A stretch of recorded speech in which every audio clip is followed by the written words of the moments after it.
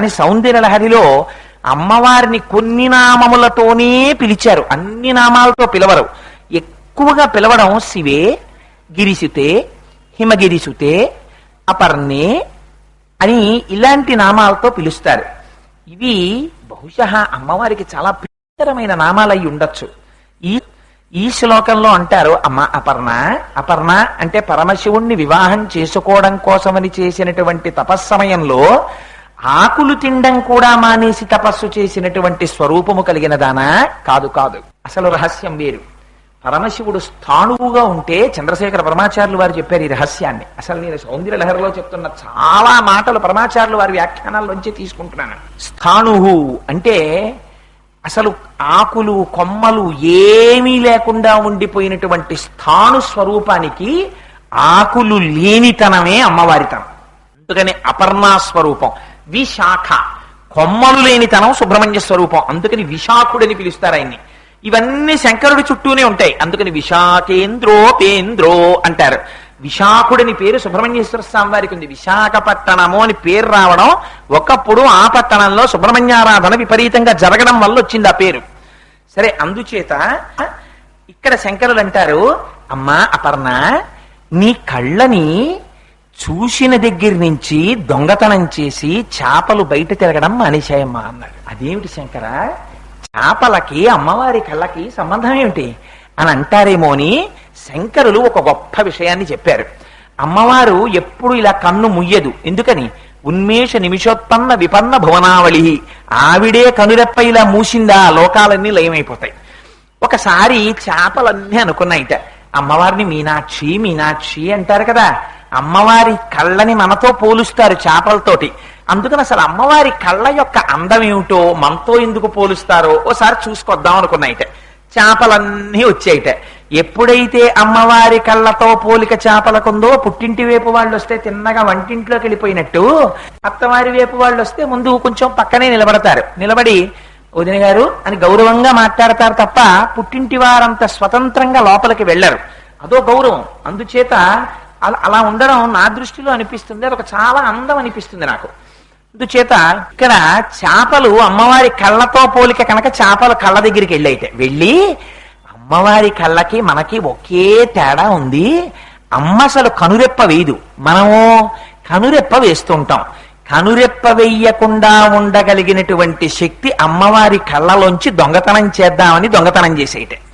దొంగతనం చేస్తే ఏ ఇంట్లో దొంగతనం చేస్తే ఆ ఇంట్లో వాళ్ళకే కదా ముందు తెలిసేది.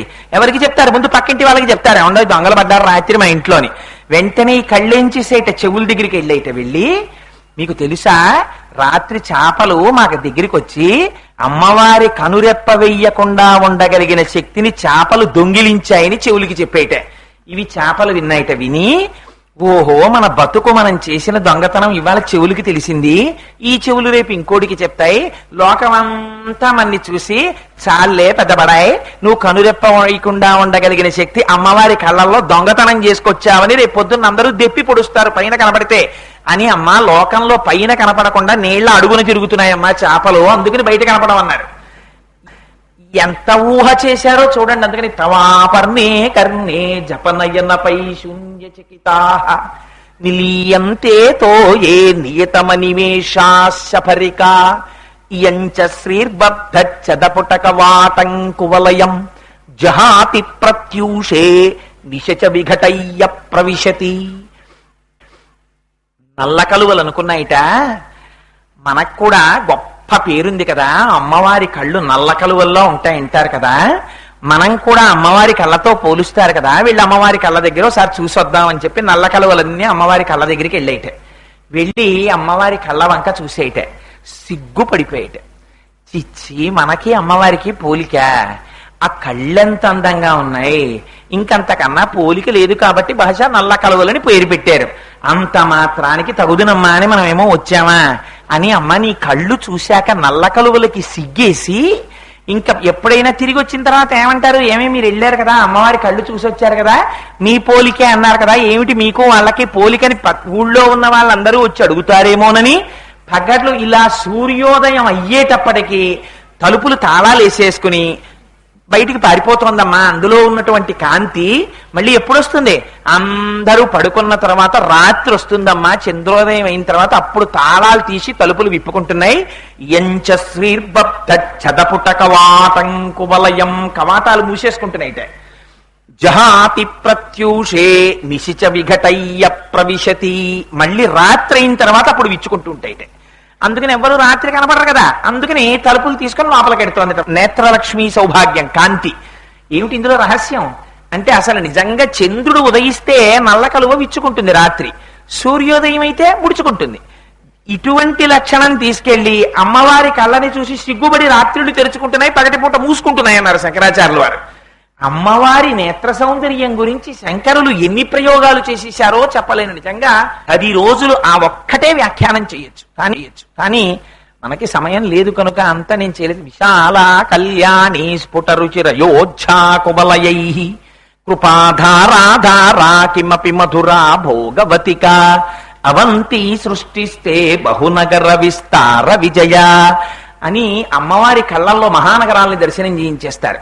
సరే, ఇక్కడికి వచ్చేటప్పటికి ఈ శ్లోకంలో అంటారు, అహస్సూతే సవ్యం తవ నయనమర్కాత్మకతయా త్రియామాం వామంతే సృజతి రజనీ నాయకతయా తృతీయాతే దృష్టిర్దరదలిత హేమాంబుజ రుచి.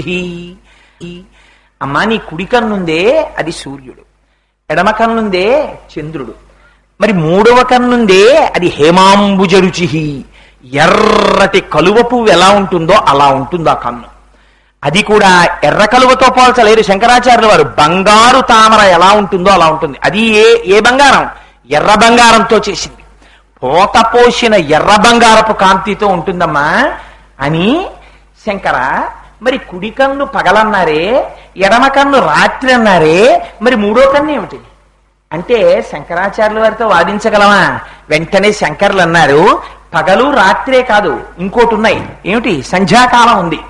రాత్రి వెళ్ళిపోయి పగలొస్తుంటే పొద్దున్న ఉదయకాలంలో ప్రాతఃసంధ్య, సాయంకాలం చీకట్లు వస్తుంటాయి, పగటి కాలం వెళ్ళిపోతూ ఉంటుంది, అప్పుడు ఉత్తర సంధ్య. 2 సంధ్యాకాలాలు ఉన్నాయి కదా, 2 సంధ్యాకాలాలు ఎర్రగానే ఉంటాయి. అందుకని ఈ 2 ఎక్కడి నుంచి వచ్చాయో తెలుసా అమ్మా సంధ్యాకాలాలు? ఈ 2 సంధ్యా సమాధత్తే సంధ్యాం దివస నిశయోదంతరచరీం. ఈ మూడో కన్నుంది కదా ఎర్రటి కాంతితోటి, దీని చేత ఈ సంధ్యాకాలములు వచ్చాయి అన్నారు. ఈ శ్లోకం శంకరాచార్యుల వారు ఎందుకు రాశారో మీరు బాగా తరచి ఆలోచించుకోండి. మీరు ఈ శ్లోకాన్ని అమ్మవారి పాదాల దగ్గర కూర్చుని ప్రతిరోజు తప్పులు చదవకుండా రోజు పరవశించిపోతూ అమ్మవారు పరాభట్టారికా స్వరూపం కూర్చున్నటువంటి అమ్మవారి 3 కన్నుల సౌందర్యాన్ని చూస్తూ రోజు 4-5 మాటల శ్లోకం చదువుకున్నారనుకోండి. 4-5 మాటలని నేనన్నా పొరపాటే. ఒక్క మాట మీరు చదువుకున్నారనుకోండి, ఆ శ్లోకాన్ని చదువుకుంటే ఏమవుతుంది? అమ్మవారు ఏమయ్యింది? అహస్సూతే సర్వం తవ నయనమర్కాత్మకతయా. ఒక కన్ను సూర్యుడయ్యుంది కదా, ఎడమ కన్ను చంద్రుడయ్యుంది, మూడవ కన్ను సంధ్యాకాలమయ్యుంది. కాలము ఈ 3 స్వరూపములు కాకుండా వేరొక రూపంగా ఉండే అవకాశం ఉందా? పగలన్నా అవ్వాలి, రాత్రి అన్నా అవ్వాలి, పూర్వ సంధ్యన్నా అవ్వాలి, లేకపోతే ఉత్తర సంధ్యన్నా అవ్వాలి. ఈ 4 తప్ప వేరొక రకంగా కాలం ఉంటుందా? ఉండదు. మనం ఒక మాట అంటుంటాం, నా కొడుకుని కళ్ళల్లో పెట్టి పెంచుకున్నానండి అంటుంది తల్లి. కళ్ళల్లో పెట్టి పెంచుకోవడం ఏమిటి చెప్పండి? నిజంగా ఎంత ముద్దు కలిగినటువంటి పిల్లవాడైనా, ఎంత లేక పుట్టిన పిల్లాడైనా అమ్మ కొడుకుని తీసుకొచ్చి ఇలా కనురెప్పలు 2 విప్పి అందులో కంట్లో పెట్టుకు పెంచుకుంటుందా?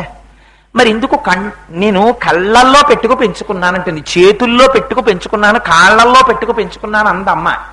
కళ్ళల్లో పెట్టుకు పెంచుకున్నానండి నా కొడుకుని అని కన్నుల నీరు పెట్టుకుంటుంది. ఏమిటి కళ్ళల్లో పెట్టుకు పెంచుకోవడం అంటే? ఆ కన్నులు ఎన్నడూ ఆ పిల్లవాణ్ణి చూడ్డం తప్ప ఇంకొకటి చూడ్డం తెలియదు. అంత అనుబంధంతో పెంచుకున్నా నా కొడుకుని. నా కన్నులు ఎటు చూసినా నా కొడుకు కోసమే చూసుకునేవి.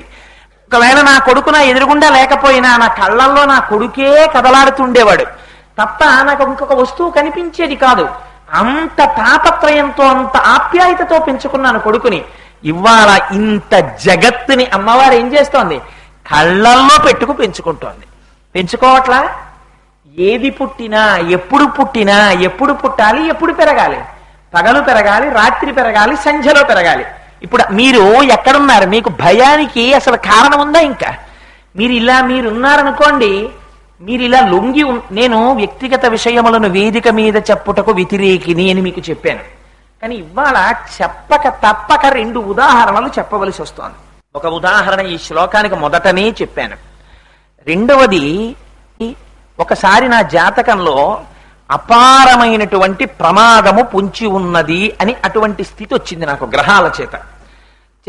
మా గురుదేవులు సర్వకాలముల యందు నేను బ్రతికుండాలని కోరుకునేటటువంటి మహాపురుషుల్లో మా గురువుగారు ఒకరేమిటి, నిజమునకు యథార్థమునకు ఈనాడు శరీరంతో నాకు తల్లిదండ్రులు లేరు. కానీ ప్రతిరోజు అభిషేకం చేసేటప్పుడు నా శిష్యుడు బాగుండాలని ఆశీర్వచనం చేసి పరమశివుడి పాదములు పట్టి ప్రార్థన చేసి నాకు రక్షణనిచ్చే మహాపురుషుడు మా గురువు మల్లంపల్లి అమరేశ్వర ప్రసాద్ గారు. అందుకని ఆ గురువులు ఒకనాడు నాకు చెప్పారు, నీ జాతకంలో కొంచెం ప్రమాదకరమైన స్థితి ఉంది, నువ్వు ఒక్కసారి విజయవాడ వెళ్ళి కనకదుర్గమ్మ వారి దర్శనం చెయ్యి అన్నారు. తప్పకుండా పెడతానండి. తిరుమల వెళ్ళి వెంకటాచలపతి దర్శనం చేసుకుని వస్తూ విజయవాడలో అమ్మ దర్శనం చేసుకొద్దామని బయలుదేరాం. ఎంత ఆశ్చర్యకరమైన సంఘటన జరిగిందో తెలుసా అండి?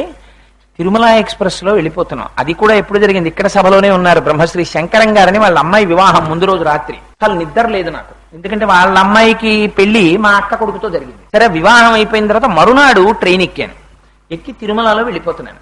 వెళ్ళిపోతుంటే నా పక్కన కూర్చున్న జంట ఎప్పటికీ పడుకోవట్లేదు. నేను పడుకుందాం అంటే నాది మిడిల్ బెర్త్. వాళ్ళు పడుకుంటే కదా నేను పడుకోవడం, బెర్త్ తీస్తే వాళ్ళు కూర్చోవడానికి వీల్లేదు.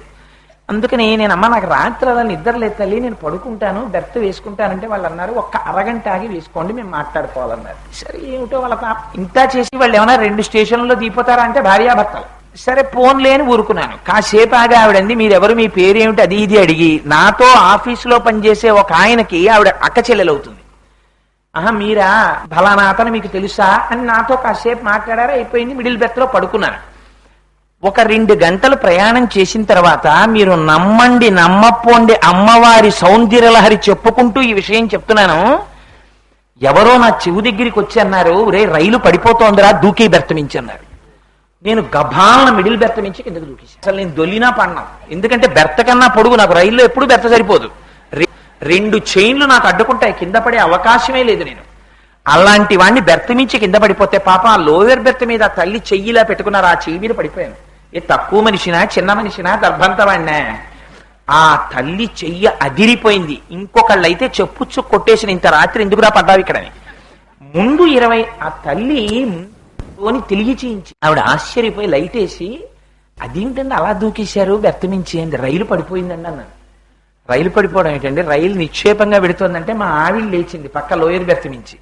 అదేంటంటే రైలు పడిపోవడం ఏంటండి, అసహ్యంగాను, చక్కగా రైలు ఎడుతుంటే ఎక్కి పడుకోండి బెర్త్ మీదంది. నేను ఇదేంట్రా, ఎప్పుడూ జరగలేదు జీవితంలో, రైలు పడిపోయిందని ఎవరో చెప్పారు ఏంట్రా నాకు వచ్చినాయి, లేదు రైలు పడిపోయిందని నాకు వచ్చి చెప్పారన్నాను. ఏమిటండి మీ అమాయకత్వం, మీకు నిద్ర లేక ఏదో వెర్రికల వచ్చినట్టుంది, పైచ్యం ఎక్కువై పడుకోండి అని పడుకున్నాను. ఆగిపోయి ఉంటే, ఇదేంటి ఎవ్వరూ లేరు రైల్లో, రేణిగుంటలో రైలు ఉందని కిందకి దిగి ఎవరో కాఫీలు అమ్ముకునేవాడిని అడిగాను, ఏమయ్యా రైలు ఇక్కడ ఆగిపోయింది అని, తెల్లారిపోయి 7 అయిపోయింది ఇంకా ఇక్కడే ఉంది అన్నాను. మీరు చాలా అదృష్టవంతులండి, ఈ రైలు 1 గంట క్రితం పడిపోయి కొన్ని 100 మంది చచ్చిపోవలసింది. అనుకోకుండా లాస్ట్ మినిట్ లో డైరెక్షన్ మార్చి గూడ్స్ వదిలేరు, ఆ గూడ్స్ మొత్తం పడిపోయింది, అందుకని ఈ ట్రైన్ ఉండిపోయిందని. అలలో రావలసినటువంటి ప్రమాదము యొక్క ఫలితమును అనుభవింపచేసేసాడు, మళ్ళీ జీవితాన్ని కటాక్షించాడు. పడిందా లేదా రైలు? పడింది. ఏ రైలు పడింది? ఈ రైలు పడినటువంటి అనుభూతిని స్వప్నంలో పొందాను. రైలు పడిందా లేదా? పడడము జరిగింది, ఎవరికీ ప్రమాదం లేకుండా గూడ్స్ పడింది. ఎంత చిత్రం చూడండి పరమేశ్వర కృప. ఆశ్చర్యపోయాను ఆ రోజున నిజంగా. ఈ విషయం మొన్న తిరుమల నుంచి వస్తూ ఎవరితోనో ప్రస్తావన చేశాను. అందుకని అమ్మవారిని నమ్ముకున్న వాడికి లోటు ఏమిటి చెప్పండి? మీరు నిద్రపోవచ్చు, అమ్మ కన్ను తెరిచే ఉంది, ఎడం కన్ను. ఆవిడ చంద్రుడిగా ప్రకాశిస్తూ మిమ్మల్ని రక్షించుకుంటూనే ఉంది. ఆనాడు రాత్రి మేము నిద్రపోతే నా బిడ్డని నాకు ఇచ్చింది ఎవరు? కుడికంటిగా ఆవిడ ఈ కన్ను తెరిచి పగలంతా మిమ్మల్ని రక్షిస్తోంది. సంధ్యాకాలములుగా ఈ కంటితో ఆవిడ చూస్తూనే ఉంది. కళ్ళల్లో పెట్టుకుని మా అమ్మ నన్ను చూసుకుంటుంటే నాకు బెంగేమిటి? ఇదిగో ఇది నేర్పడానికి శంకరాచార్యులు వారు బెంగ వదిలేయి, భయం వదిలేయి, నీతో ఊపిరి తీయిస్తున్న అమ్మ మీ అమ్మ. ఆ పరాశక్తికి నీ యోగక్షేమాలు చూడడం చేత కాదురా, నువ్వు ఎందుకు బెంగ పెట్టుకుంటావు?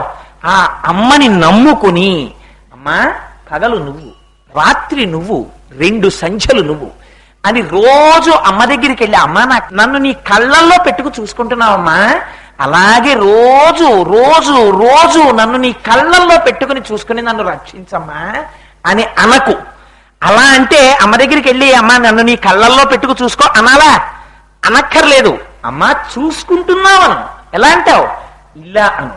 అమ్మా ఒక కన్ను నిన్ను కాదు చూసుకుంటున్నది, సమస్త జగత్తుని చూస్తోంది ఆవిడ. ఇది ఎరుక లేకుండా పోతోందంతే. ఈ మాట చెప్పు, తల్లి ఎంత పొంగిపోతుందో.